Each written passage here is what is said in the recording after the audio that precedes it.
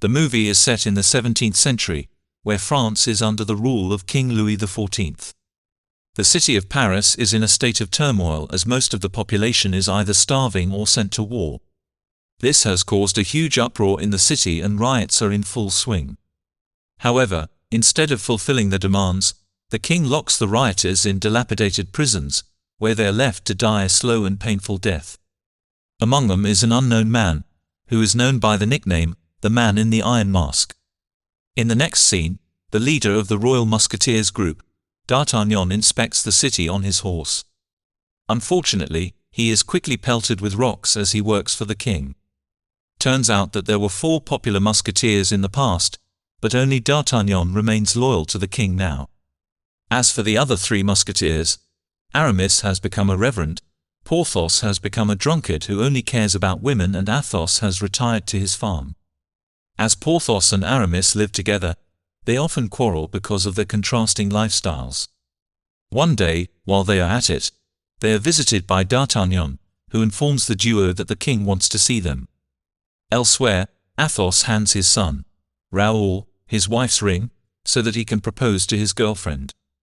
Turns out that Athos's wife died long ago and his son wants to become a musketeer just like him. The scene then cuts to the royal palace, where the king is briefing his generals about an upcoming war.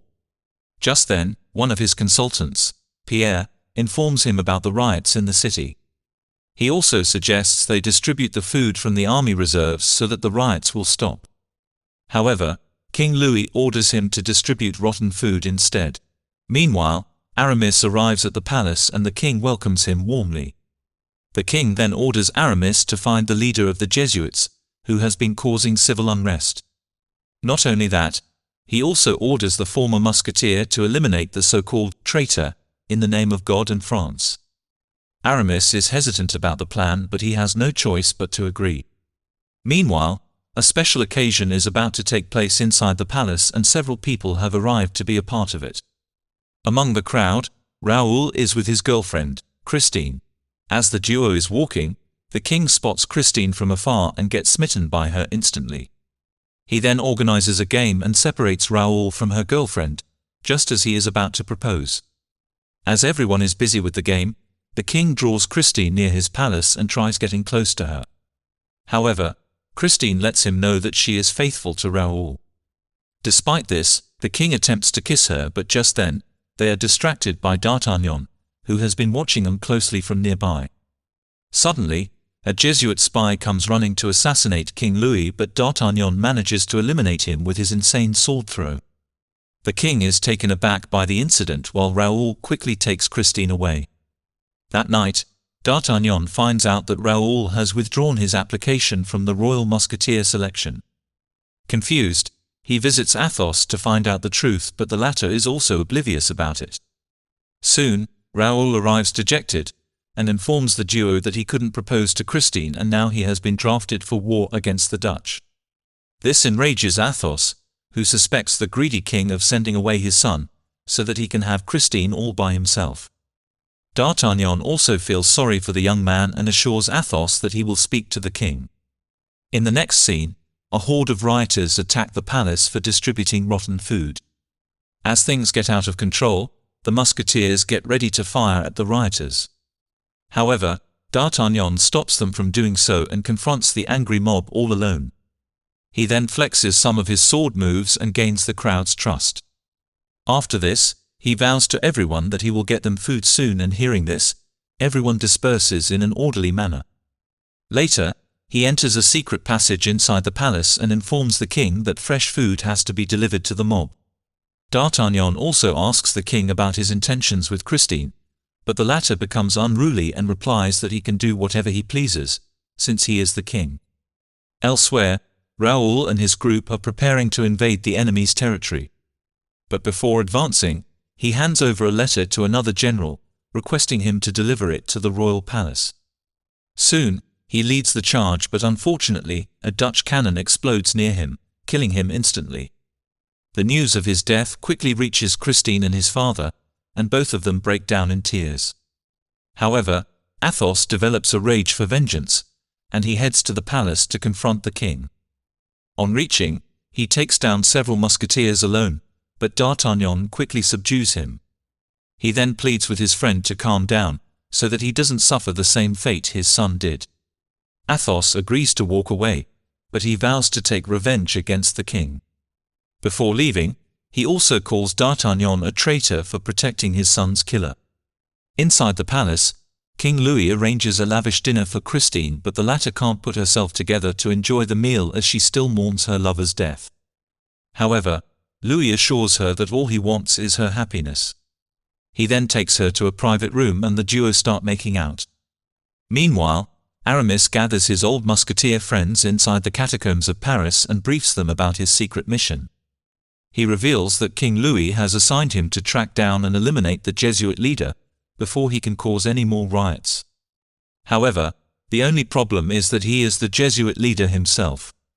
The revelation stuns his friends, but Athos and Porthos quickly agree to support his plans. On the contrary, D'Artagnan refuses to help them, as he is loyal to the king.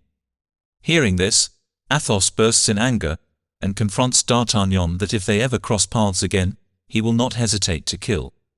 In the next scene, we are taken to the prison of Bastille, where the man in the iron mask is peeking at the open sky, wondering when he'll be out. Meanwhile, the three musketeer friends arrive there on a boat, disguised as foreigners. Aramis pretends to be a priest, and he manages to enter the prisoner's cell to read his monthly prayers. Turns out that he's carrying a corpse, who's wearing an iron mask, similar to that of the prisoner. Aramis then hides the boy inside his body and calls out the guards, telling them that the prisoner died of a plague virus. Scared, the guards immediately burn the corpse, hence leaving no trace behind. Following this, the group carefully escapes the place and reaches a countryside house.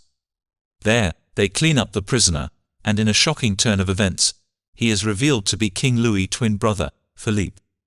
Philippe mentions that he used to live peacefully in a farm, but one day, some soldiers forcefully took him away to a prison and confined him to a mask. Later, Aramis finally reveals the truth to him. Turns out that after his mother, Anne, gave birth to the twins, their father, King Louis XIII, decided to discard one son to avoid any territorial conflicts between them. As a result, Philippe was hidden far away in the prison of Bastille. Only on his death day, the king revealed it to his wife and his other son, King Louis XIV. Anne desperately tried to bring her son back, but the greedy king made sure his twin brother would never see the light again, by concealing his face with an iron mask. Moreover, Aramis reveals that he was the one who put the mask on Philippe. He is sorry for the atrocities Philippe has been through and vows to restore his birthright by replacing him with King Louis. However, his friends are skeptical about the plan as they think it is too dangerous. Back in the palace, King Louis gets a message informing his twin's death, but he is unconcerned by it. He then asks his men to deliver the news to his mother and opens another box. There, he finds the iron mask and gets taken aback. Meanwhile, after getting the news, Anne breaks down in tears, but D'Artagnan approaches and consoles her. Here, it is revealed that they had a romantic affair before D'Artagnan chose to become loyal to the king. Elsewhere in the countryside, the three friends try to convince Philippe to be a part of their plan, but he refuses. He claims that he doesn't want to pretend to be someone else and wants to live his life free. However, he agrees when the Musketeers share the dream of a unified France, where all the people can live peacefully. Following this, the three start teaching Philippe on how to act like a king, and they practice day and night. Meanwhile, as Christine finally starts getting used to the royalty of the palace, she suddenly gets the letter that Raoul had sent for her before dying. There, Raoul has predicted his death and also mentioned that he forgives her for being with the king. The letter devastates Christine and she realizes that the king orchestrated her lover's death. Elsewhere, Aramis meets Anne at a confessional and mentions that Philippe is alive. In the next scene, the royal palace is hosting a masquerade ball, where hundreds of noble people are dancing elegantly. Aramis, Athos, Porthos and Philippe also arrive, disguised in fancy costumes. When the king joins the crowd to dance, he starts seeing several people with iron masks, making him dizzy. Turns out that the Musketeers had planned it all along. When the king enters his room, the group takes the opportunity and sneaks inside from the secret entrance. There, Aramis confronts the king and knocks him unconscious. When he wakes up, he finds his brother, Philippe, dressed like the king. Before he can call for help, he is gagged and covered by Porthos while Philippe nervously leaves the room to confront the crowd. Outside, as Philippe sits on the throne for the first time, Christine suddenly confronts him and calls him a killer. However, instead of apprehending her like Louis normally would, he calms her down by promising to make things right again.